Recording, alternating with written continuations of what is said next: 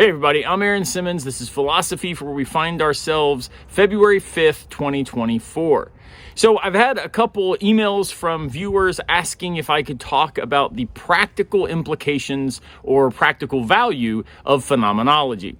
So something happened this weekend when I was out riding bikes with two friends of mine, and it gave me the opportunity to think about how phenomenology does play out in our everyday lives.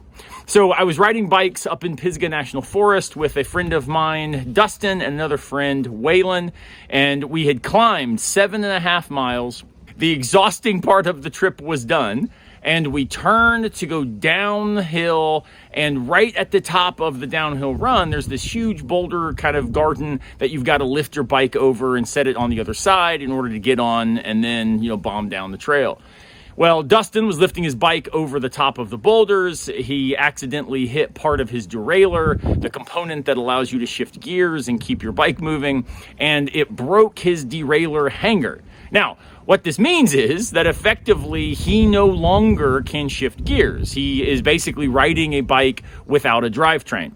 So we happened to have Waylon with us, who is a professional bike mechanic, and he takes out all of his fancy tools, and we thought, well, shoot, we'll just take off the derailleur hanger. We'll make this just basically a free ride bike without any sort of transmission, but we're going downhill. It'll be fine, even if Dustin's riding without a chain. Problem was, we got the tools out, and they just would not get the quick release chain to work. Eventually, we had to try a different tool, a chain breaking tool that actually pops one of the pins out from the chain in order then to break the chain in half so that you can take it off.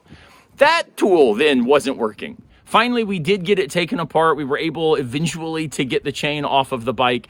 And of course, at this point, we also realized, man, there's still a lot of climbing kind of halfway down the trail, and Dustin will have to be pushing his bike the whole way. So he turned around and went back down the way we had climbed up, and Waylon and I continued on.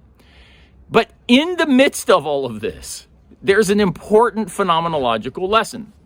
And this is that in phenomenology, we are basically inquiring into the way the world gives itself to our consciousness, the way that we perceive things.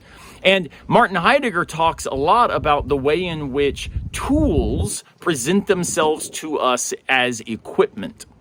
Part of what's weird about this, though, is that equipment is a mode of presentation that we normally take for granted. We just walk through the door and use the doorknob. We just start the car and drive on our way to work. We simply bounce the ball or score a goal. We don't think about this equipment as relative to our need to navigate a space of meaning called the world. When they don't work the way they're supposed to, they show themselves, says Heidegger, in their equipmentality, in their mode of being. They are given to us as a broken tool.